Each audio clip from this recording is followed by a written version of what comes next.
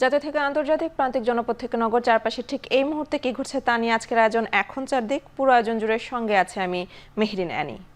কাল লন্ডন যাচ্ছেন BNP chairperson Begum Khaleda Zia. বিমানবন্দরে তাকে স্বাগত জানাবেন ছেলে তারেক রহমান। ৮ বছরের অপেক্ষার অবসান হবে, দেখা হবে মা ছেলের। কাতারের আমিরের দেয়া এয়ার অ্যাম্বুলেন্সে করে যাচ্ছেন দুবারের প্রধানমন্ত্রী।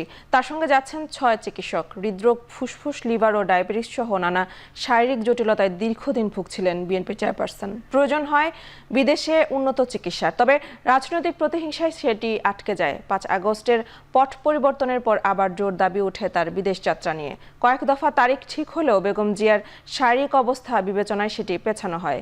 বিএনপির স্থায়ী কমিটির সদস্য ও খালেদা জিয়ার চিকিৎসার দায়িত্বে থাকা ডক্টর AZ-M জাহিদ হোসেন জানান, সোমবার রাতে কাতারের এয়ার অ্যাম্বুলেন্সে লন্ডন যাবেন বেগম জিয়া। শুধু চিকিৎসা নয়, সে সুযোগে লন্ডন এয়ারপোর্টে মাকে ৮ বছর পর কাছে পাবেন তারেক রহমান, বরণ করবেন সপরিবারে।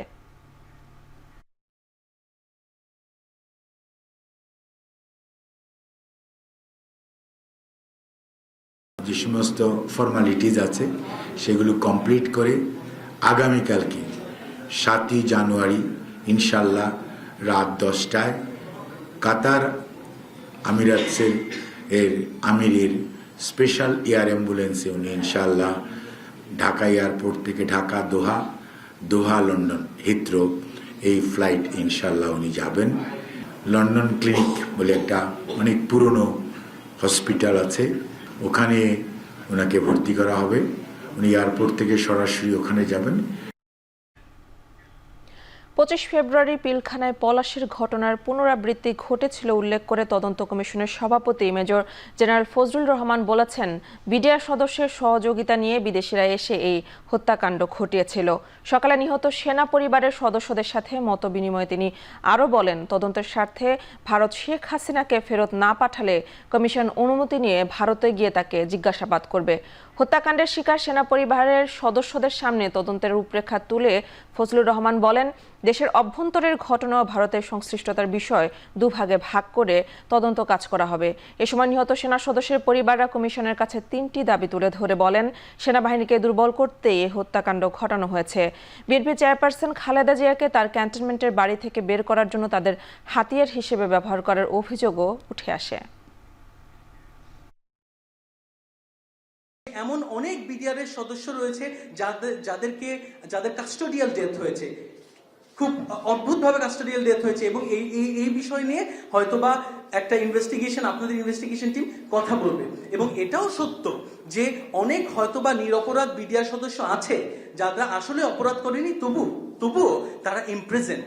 যথাযথ সুষ্ঠু বিচার, যেখানে যারা নেপথ্যে ছিলেন তাদের চেহারাটাও যেন বের হয়ে আসে, শুধু আমাদের জন্য না, সারা দেশবাসী এবং সারা পৃথিবীর জন্য। আমার বাবা শহীদ হওয়ার পরে আপনারা জানেন যে আমরা যারা শহীদ হয়েছি এখানে সবাই বাবার লাশে 5 দিন 7 দিন বা 2-3 দিন পরে আমরা পেয়েছি। আপনারা কয়জন আছেন যাদেরকে বাসা থেকে টেনে হেঁচড়ে এক কাপড়ে বের করে আনা হয়েছে?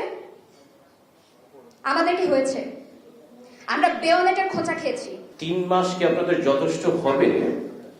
আর আপনাদের কি মনে হয় যে এত মানুষ এখানে জড়িত, involved, with a 7-member commission be enough or adequate to investigate such a large issue? পলাশির পুনরাবৃত্তি হয়েছে, সেখানে আমরা দেখেছি, আমরা পড়েছিলাম 1757 খ্রিস্টাব্দে পলাশির মাঠে কি করে সৈন্যরা দাঁড়িয়েছিল আর লর্ড ক্লাইভের বাহিনী এসে স্বাধীনতা আমাদের ছিনিয়ে নিয়ে গেছে। তার চেয়েও জঘন্য, তার চেয়েও হৃদয় বিদারক ঘটনা বাংলাদেশে ঘটেছে।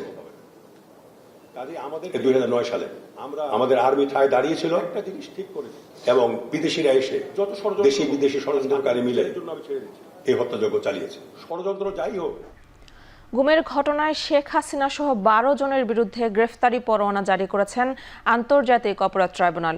অভিযুক্তদের দ্রুত গ্রেফতারের নির্দেশ দেওয়া হয়েছে আইজিপিকে। সকালে এ আদেশ জারির পর ব্রিফিংয়ে চিফ প্রসিকিউটর তাজুল ইসলাম জানান, শেখ হাসিনার সরাসরি নির্দেশে বিভিন্ন জনকে গুম করা হয়েছে। সময়ে সরকারের যে সমস্ত বাহিনীগুলো ছিল, পুলিশ থেকে শুরু করে বিভিন্ন গোয়েন্দা বাহিনী, তারা সবাই এগুলোর সাথে বিভিন্ন এই বাহিনীর কিছু কিছু সদস্য যাদেরকে প্রলোভন দেখিয়ে প্রমোশনের লোভ দেখিয়ে, বিদেশে পাঠানোর লোভ দেখিয়ে, নানানভাবে পুরস্কৃত করে পদক দিয়ে তাদেরকে দিয়ে এই সংঘবদ্ধ সিস্টেম্যাটিক ওয়াইড স্প্রেড এই অপরাধগুলো করা হয়েছিল। এবং আমরা খুব দ্রুতই চেষ্টা করব, দ্রুত বলতে তাড়াহুড়ো করে নয়, যতটুকু সময়ের প্রয়োজন সুষ্ঠু এবং নিরপেক্ষ তদন্ত করে প্রকৃত পারপিট্রেটারদেরকে আইডেন্টিফাই করতে ততটুকু সময় আমরা নেব এবং তাদেরকে এখানে উপস্থিত করার মাধ্যমে আন্তর্জাতিক স্ট্যান্ডার্ড, দেশীয় স্ট্যান্ডার্ড, মানবাধিকার এবং বিচারের সকল স্ট্যান্ডার্ড মেনটেন করে এখানে যাতে একটা বিচার করা যায় সেই জন্য আমরা কাজ করছি এবং আমরা এটা করব। এটাই আজকের দিনে আপনাদের জন্য আমাদের পক্ষ থেকে। এর মধ্যে কয়েকজন সেনা কর্মকর্তা আছে, বিভিন্ন বাহিনীর আছে, নট অনলি সেনা কর্মকর্তা। এখানে প্রধানমন্ত্রী আছে, তারপরে তার নিরাপত্তা উপদেষ্টারা আছে, তারপরে বিভিন্ন বাহিনীর বিভিন্ন পুলিশের কর্মকর্তা ঊর্ধ্বতন আছে। আমি নাম কয়েকজনের বলেছি, যেহেতু বাকিদের নাম আমি বলছি না, কারণ আমাদেরকে গ্রেপ্তারি পরোয়ানাটা জারি করা, অর্থাৎ এটাকে কার্যকর করার জন্য ব্যবস্থা নিতে হবে। ফরিদপুরের সরকারি রাজেন্দ্র কলেজ মাঠে বৈষম্য বিরোধী ছাত্র আন্দোলনের ছাত্র সমাবেশ চলছে। সেখানে কথা বলছেন হাসনাত আব্দুল্লাহ, সরাসরি চলে যাচ্ছে সেখানে।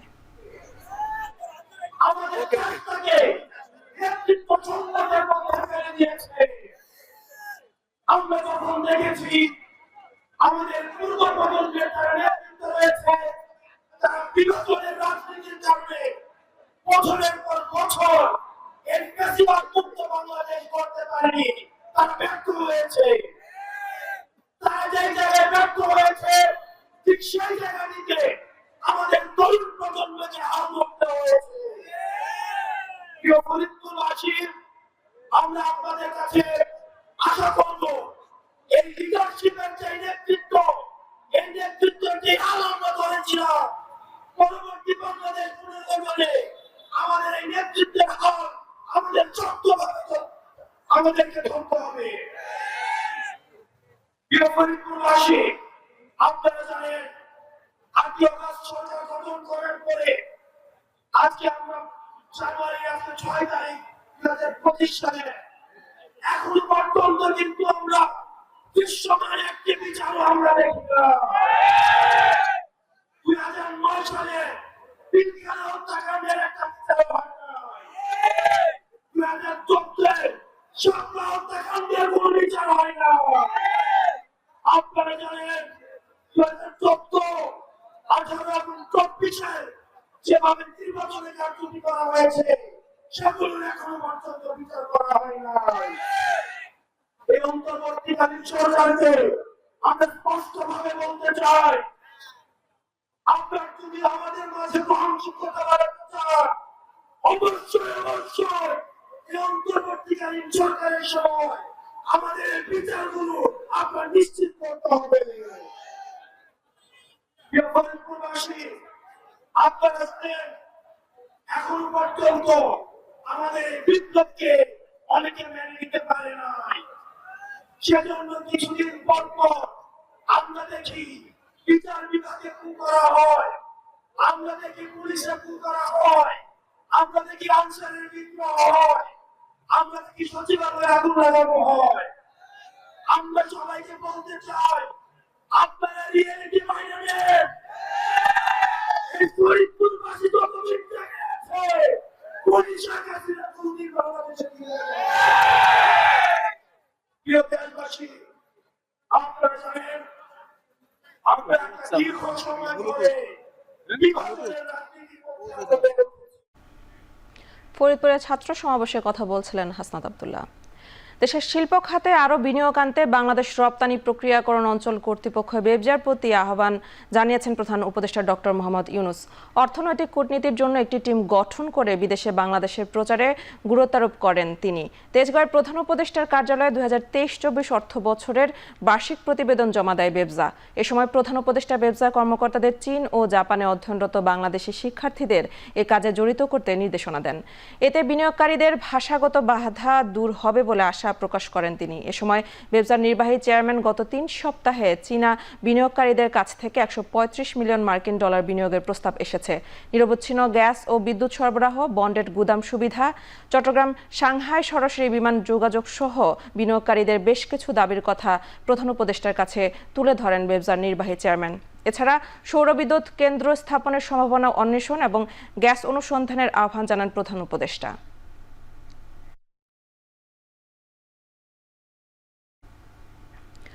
মুক্তিযুদ্ধ বিষয়ক মন্ত্রণালয়ের অধীনে জুলাই গণঅভ্যুত্থান অধিদপ্তর আগামী ফেব্রুয়ারি থেকে কার্যক্রম শুরু করবে বলে জানিয়েছেন তথ্য উপদেষ্টা নাহিদ ইসলাম।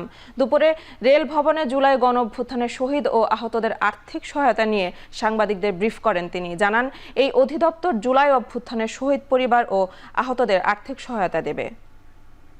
মুক্তিযুদ্ধ বিষয়ক মন্ত্রণালয়ের অধীনে জুলাই গণঅভ্যুত্থান অধিদপ্তর তৈরি হচ্ছে, এটি প্রক্রিয়াধীন আছে। আগামী মাসে এই অধিদপ্তরটি তার আনুষ্ঠানিক কার্যক্রম শুরু করবে। 30 লক্ষ টাকা করে দেওয়া হবে শহীদ পরিবার, সেইটার 30 লক্ষ টাকা প্রত্যেকটা শহীদ পরিবার, এবং আহতদের জন্য যে বিভিন্ন ক্যাটাগরি ওয়াইজ যারা গুরুতর আহত, অতি গুরুতর আহত, এই অনুযায়ী আমরা 5 লক্ষ, 3 লক্ষ, 2 লক্ষ, 1 লক্ষ এরকমভাবে দেওয়া হবে আহতদের জন্য। তো এই বাজেটটি বা এই সহায়তাটা পর্যায়ক্রমে দেওয়া হবে। ডিসেম্বর মাসে হ্রাস পেয়েছে মূল্যস্ফীতি। সদ্য বিদায় 2024 সালের নভেম্বরের তুলনায় ডিসেম্বরে কমেছে মূল্যস্ফীতি। গেল মাসে 0.2 পয়েন্ট ভিত্তিতে মূল্যস্ফীতি দাঁড়িয়েছে 10.89%, যা নভেম্বরে এই হার ছিল 11.38%।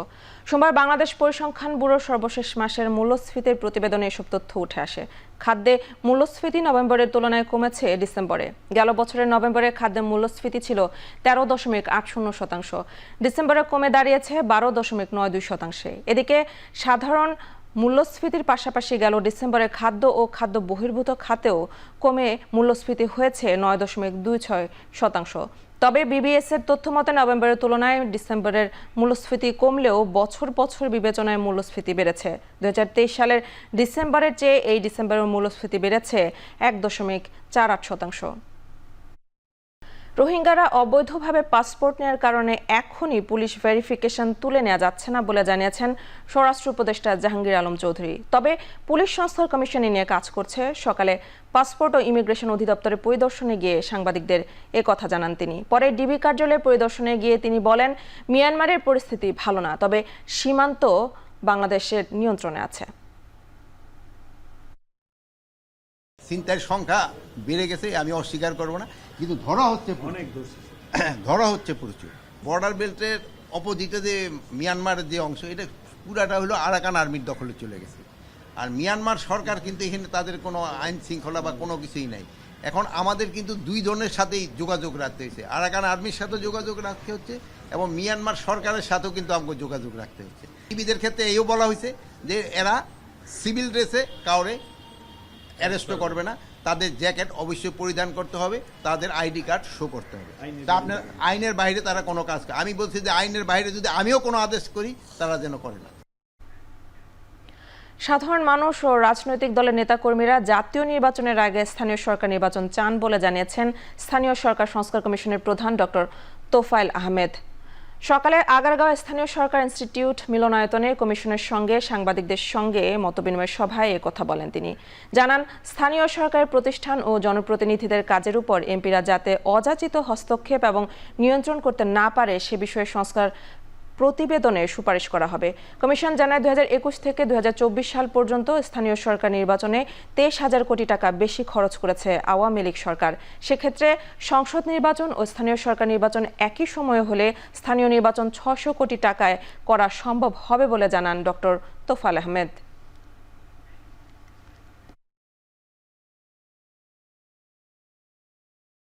লোকাল লেভেলে মতামত খুবই কম। এখন এই মিডিয়ার জাতীয় নির্বাচন এটা কিন্তু ঢাকার লেভেলে আছে, কিন্তু ওই লেভেলে এটা পাইনি।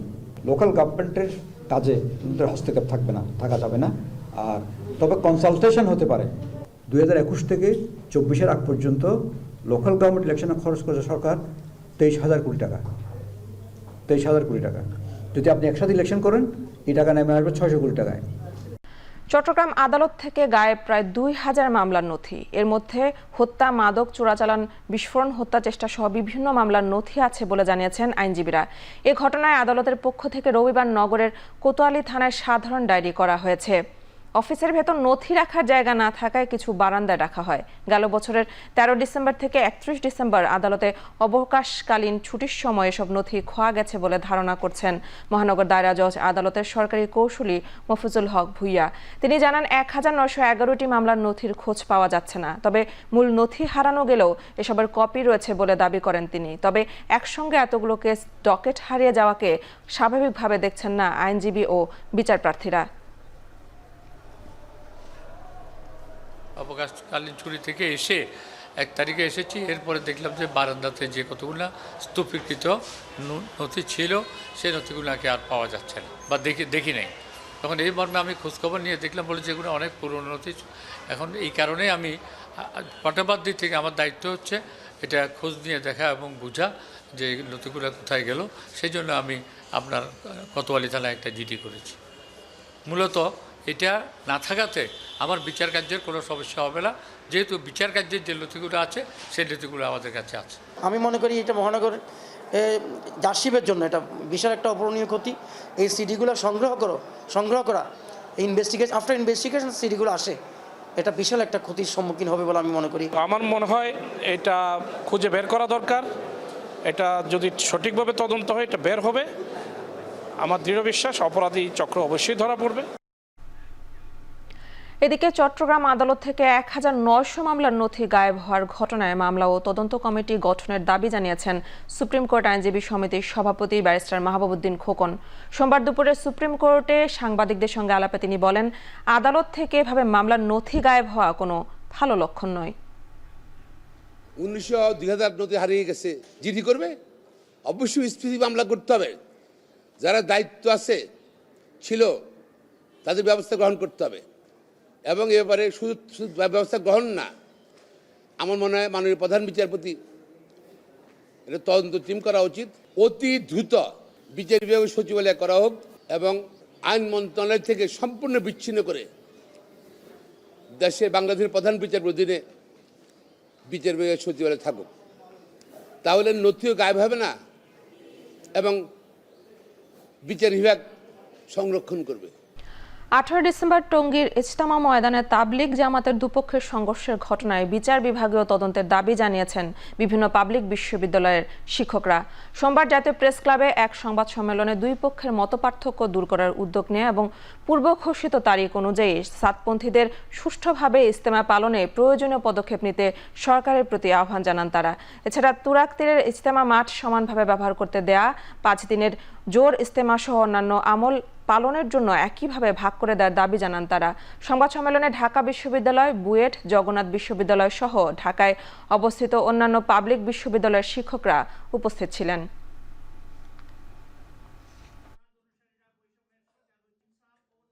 টঙ্গী ময়দানে ঘটে যাওয়া অনাকাঙ্ক্ষিত ঘটনার বিচার বিভাগীয় তদন্তের মাধ্যমে প্রকৃত ঘটনা উদ্ঘাটন ও দোষী ব্যক্তিদের শাস্তির আওতায় আনা।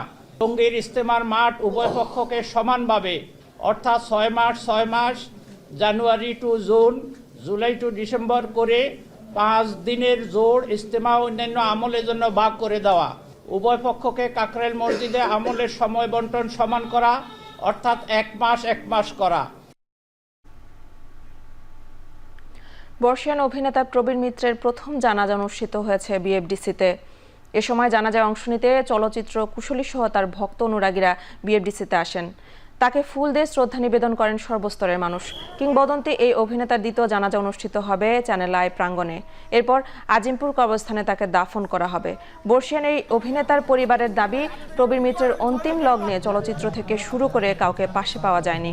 এর আগে রাজধানীর একটি বেসরকারি হাসপাতালে রোববার রাত 10টার দিকে মৃত্যুর বরণ করেন তিনি। মৃত্যুর আগে প্রবীর মিত্র দীর্ঘদিন ধরে বার্ধক্যজনিত রোগে ভুগছিলেন।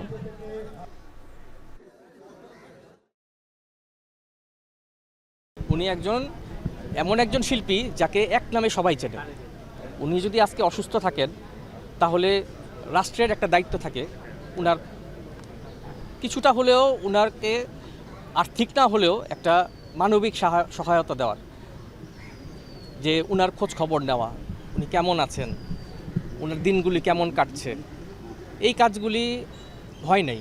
এমনকি উনার যে সাথে যারা কাজ করতেন তারাও যোগাযোগ করেন। বিএনপির নির্বাহী কমিটির সদস্য সাবেক সংসদ সদস্য এস.এ. খালেকের জানাজা অনুষ্ঠিত হয়েছে। দুপুরে দলটির প্রধান কার্যালয় নয়াপল্টনে জানাজায় অংশ নেন দলের নেতাকর্মীরা।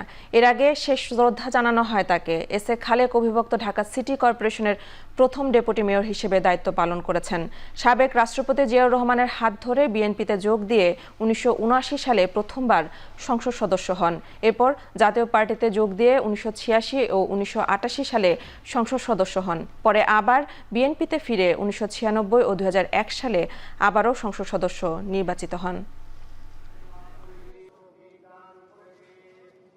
বিএনপির রাজনীতি সহ ঢাকার রাজনীতিতে এক ধরনের শূন্যতা সৃষ্টি হয়েছে। কারণ দলের বিভিন্ন সংকটকাল উপস্থিত হয়, সেই সংকটকালে একজন অভিভাবক সুলভ মানুষ খুব প্রয়োজন হয়। বিএনপি সেই ধরনের একজন অভিভাবককে হারালো। তো আমাদের মূল যে লক্ষ্য গণতন্ত্রকে প্রতিষ্ঠা করা এবং সেটার চর্চা এবং অনুশীলন অব্যাহত রাখা, সেটা কি পরিস্থিতি হবে সেটা এখনো আমরা নিশ্চিত নই। এই দেশকে সমৃদ্ধশালী করা, অর্থনৈতিকভাবে এবং রাজনৈতিকভাবে এর গণতন্ত্রায়ন করা এটা অত্যন্ত জরুরি। গণ অধিকার পরিষদের সিনিয়র সহসভাপতি ফারুক হাসানের উপর হামলার ঘটনায় আটক দুজন জামিন পেয়েছেন। দুপুরে ঢাকার মুখ্য মহানগর হাকিম তাদের জামিন দেন। এর আগে সোমবার দিবাগত রাত 4:30 নাগাদ তাদের আটক করে শাহবাগ থানায় আনা হয়। পুলিশ জানায়, হামলায় জড়িত দুজন জাতীয় চক্ষু বিজ্ঞান ইনস্টিটিউটে অবস্থান করছিলেন। সেখানে অভিযান চালিয়ে সেনাবাহিনীর সহযোগিতায় তাদের আটক করা হয়। পরে তাদের শাহবাগ থানায় নেওয়া হয়। পুলিশ বলছে, শহীদ মিনারে ফারুক হাসানের উপর হামলার ঘটনার এজাহারে নাম থাকা অন্য দুজনকেও গ্রেফতারের চেষ্টা চালাচ্ছে তারা।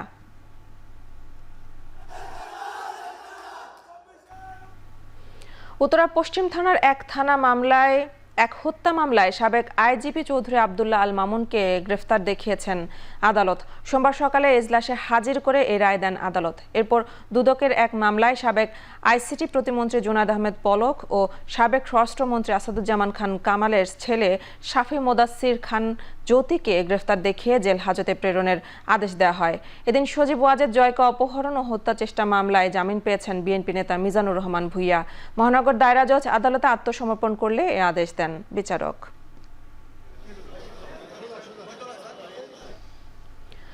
চট্টগ্রাম সিটি কর্পোরেশনের চান্দগাঁও মোহরা ওয়ার্ডের সাবেক কাউন্সিলর মোহাম্মদ এরশাদ ও ফেনী ফুলগাজী সদর ইউনিয়নের সাবেক চেয়ারম্যান মোহাম্মদ নুরুল ইসলামকে গ্রেফতার করেছে র্যাব।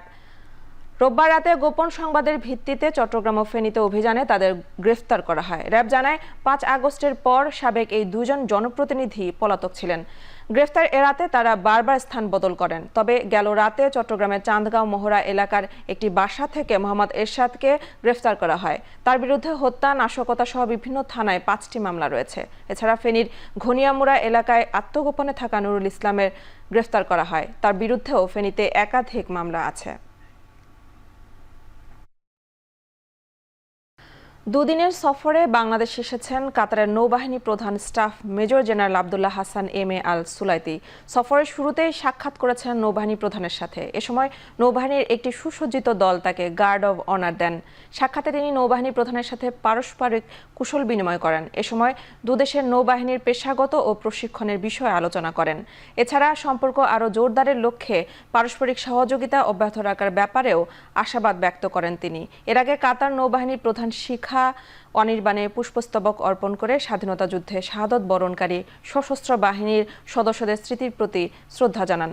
সফরে তিনি সেনাবাহিনীর প্রধান, বিমান বাহিনী প্রধান এবং সশস্ত্র বাহিনী বিভাগের প্রিন্সিপাল স্টাফ অফিসারের সাথে সৌজন্য সাক্ষাৎ শেষে আজ ঢাকা ত্যাগ করেন।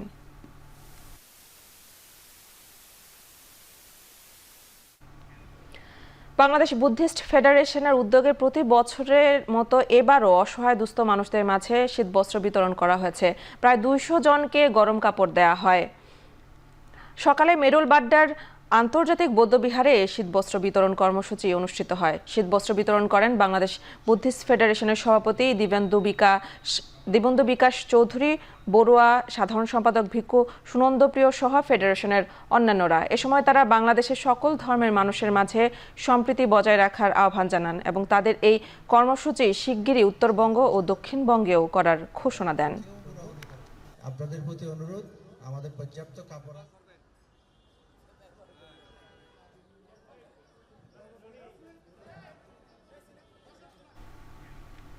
ফায়ার সার্ভিস একাডেমিতে এক অনুষ্ঠানে কথা বলছেন পররাষ্ট্র উপদেষ্টা তৌহিদ হোসেন। সরাসরি চলে যাচ্ছে সেখানে। Governing authorities need to take the lead in ensuring that. We have for a very, very long time expected and hoped that peace would return to the hill tracts. It has not fully. Well, a sort of semi-peace has existed since the signing of the accord, because we did not have fighting war all the time, but conflicts have arisen, and from very small issues, as Hafiz has mentioned, very small issues, there is a flare-up, because the basic respect and understanding is not there. If we can establish that, I think small issues will not flare up into major conflicts. And I sincerely hope that we take the right recourse to really understand the sentiments of all the people, of all the ethnicities, and course our, develop our course accordingly, so that we can live in peace with each other, and the hill tracts with its fire service একাডেমিতে কথা বলছিলেন পররাষ্ট্র উপদেষ্টা তৌহিদ হোসেন। সাভারের অন্তত 300 পরিবারকে কম্বল বিতরণ করেছে উপজেলা প্রশাসন। মধ্যরাতে এই সহায়তা পেয়ে খুশি ছিন্নমূল মানুষ।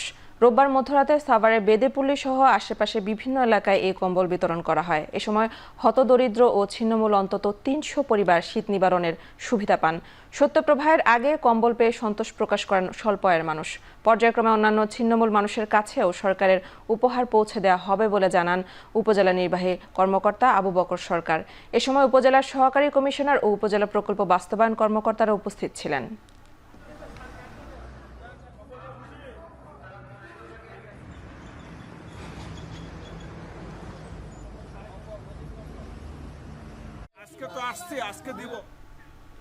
ঢাকা বিশ্ববিদ্যালয়ের নারী শিক্ষার্থীদের অস্থায়ী আবাসন ব্যবস্থা এবং গণরুম বিলুপ্তির দাবিতে প্রতীকী অনশন কর্মসূচি পালন করেছেন বেশ কিছু নারী শিক্ষার্থী।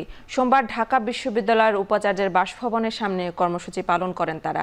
প্রথম বর্ষে 100% শিক্ষার্থীর জন্য আবাসন ব্যবস্থা নিশ্চিত করতে কার্যকর পদক্ষেপ গ্রহণ করা এবং অমানবিক গণরুম প্রথা তুলে দেওয়ার দাবি তাদের। এছাড়া অনাবাসিক ছাত্রীদের হলে প্রবেশ এবং ডাইনিং সহ অন্যান্য সুবিধা গ্রহণের অনুমতি দেওয়ার দাবি জানায় তারা।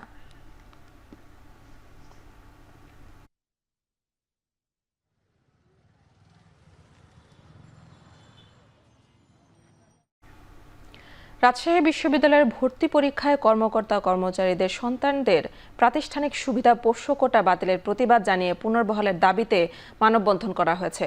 সকালে রাজশাহী বিশ্ববিদ্যালয়ের সিনেট ভবনের সামনে এই কর্মসূচি পালন করা হয়। বেলা 11টার দিকে রাজশাহী বিশ্ববিদ্যালয়ের সিনেট ভবনের সামনে মানববন্ধনে অংশ নেন প্রায় 2 শতাধিক কর্মকর্তা কর্মচারী। তারা বলেন, ঢাকা, জাহাঙ্গীরনগর ও ইসলামী সহ দেশের অন্যান্য সরকারি বিশ্ববিদ্যালয় ও প্রতিষ্ঠানে কর্মরতদের সন্তানদের প্রাতিষ্ঠানিক সুবিধা দেয়া হলেও তাদের সন্তানরা বঞ্চিত হচ্ছেন।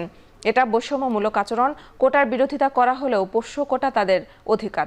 দাবি মানা না হলে পরবর্তীতে কঠোর আন্দোলনের হুঁশিয়ারি দেন তারা।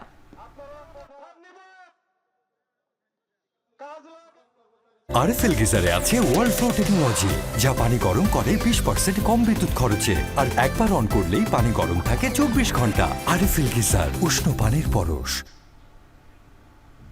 মিয়ানমারের নথিবিহীন প্রায় 300 অভিবাসন প্রত্যাশীকে মালয়েশিয়ার কোস্টগার্ড তাদের জলসীমা থেকে বের করে দিয়েছে। মালয়েশিয়ান মেরিটাইম এনফোর্সমেন্ট এজেন্সি জানায়, দেশটির জলসীমায় আসা রোহিঙ্গা অভিবাসীদের বহনকারী নৌকায় খাবার ও পানির তীব্র সংকট থাকায় অনেকের শারীরিক অবস্থা খারাপ হয়ে যায়। শুক্রবার মালয়েশিয়ার রিসোর্ট দ্বীপ লঙ্কাউইর উপকূল থেকে 2 নটিক্যাল মাইল দক্ষিণ পশ্চিমে নৌকা দুটির সন্ধান পাওয়া যায়। পরে স্থানীয় কর্তৃপক্ষ ভাসমান নৌকা দুটির অভিবাসীদের খাবার ও বিশুদ্ধ পানি সরবরাহ করে। কয়েক প্রজন্ম ধরে মিয়ানমারে বসবাস করলেও দেশটিতে তাদের নাগরিকত্ব দেয়া হয় না। পাশাপাশি ব্যাপক নির্যাতন নিপীড়নের শিকার হন সংখ্যালঘু রোহিঙ্গা মুসলিমরা।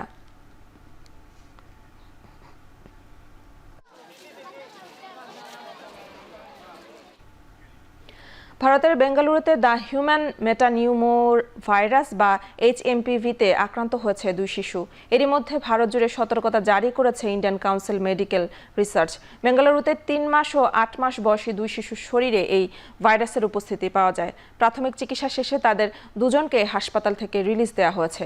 দেশটির স্বাস্থ্য বিভাগ জানিয়েছে, আক্রান্তদের পরিবারের কেউ সম্প্রতি অন্য অঞ্চল বা দেশে ভ্রমণ করেনি। শ্বাসকষ্টের সমস্যা নিয়ে হাসপাতালে আসলে পরীক্ষা নিরীক্ষার পর HMPV শনাক্ত হয়। ঠান্ডাজনিত সমস্যায় সবাইকে যথাযথ চিকিৎসা ও ডাক্তারের পরামর্শ নেওয়ার নির্দেশ দিয়েছে ভারতের স্বাস্থ্য বিভাগ।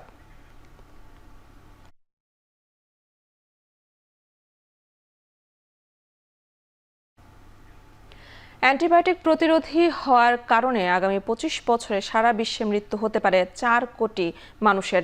ইংল্যান্ডের সাবেক মেডিকেল প্রধান কর্মকর্তা ডেম স্যালি দিয়েছেন চাঞ্চল্যকর এই তথ্য। তিনি বলেন, আসছে বছরগুলোতে অ্যান্টিবায়োটিক নিয়ে জরুরি পরিস্থিতি তৈরি হবে, প্রভাব পড়বে নারী পুরুষ এমনকি শিশুদের উপরও। ডেম স্যালি বলেন, অপারেশন থেকে বাচ্চার জন্ম দেওয়া সব ক্ষেত্রে রোগীকে বাঁচানো কঠিন হবে, কারণ অ্যান্টিবায়োটিক প্রতিরোধী ব্যাকটেরিয়ার সংক্রমণ বাড়বে। আগামী 25 বছরে যা ভয়াবহ পরিস্থিতিতে পৌঁছাবে। 2025 সাল নাগাদ এই সুপারবাগের কারণে দ্বিগুণ হারে মানুষের মৃত্যু হবে। ঝুঁকিতে থাকবেন বয়স্করা।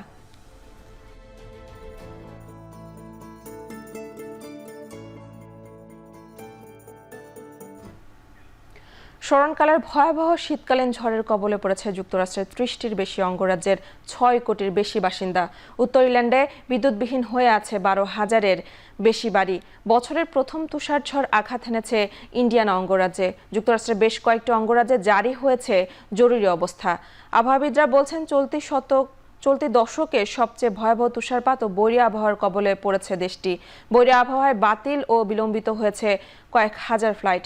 শীতকালীন ঝড়ে বন্ধ শত শত শিক্ষা প্রতিষ্ঠান ও সরকারি বেসরকারি অফিস। এদিকে তীব্র ঠান্ডার মধ্যে তুষারঝড়ে বিপর্যস্ত ইংল্যান্ডের বাসিন্দারা। আয়ারল্যান্ড এবং ওয়েলসেও একই পরিস্থিতি। ম্যানচেস্টার ও লিভারপুল বিমানবন্দরের কার্যক্রমও বন্ধ আছে।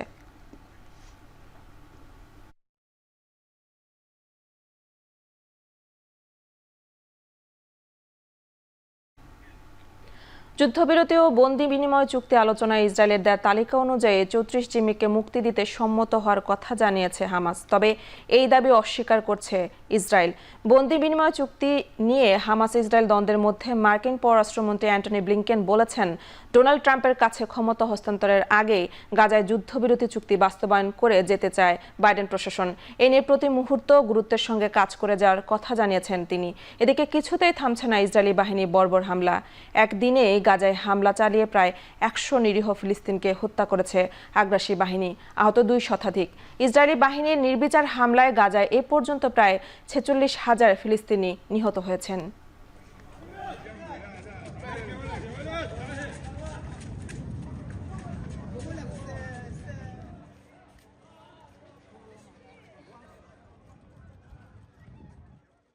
শেষ করছে এখন চারদিক। এখন টেলিভিশন ওয়েবসাইটে দেখতে ভিজিট করুন www.ekhon.tv। এছাড়া ফেসবুকে দেখতে ভিজিট করুন facebook.com/tv.ekhon এবং ইউটিউবে দেখতে ভিজিট করুন youtube.com/c/ekhon tv।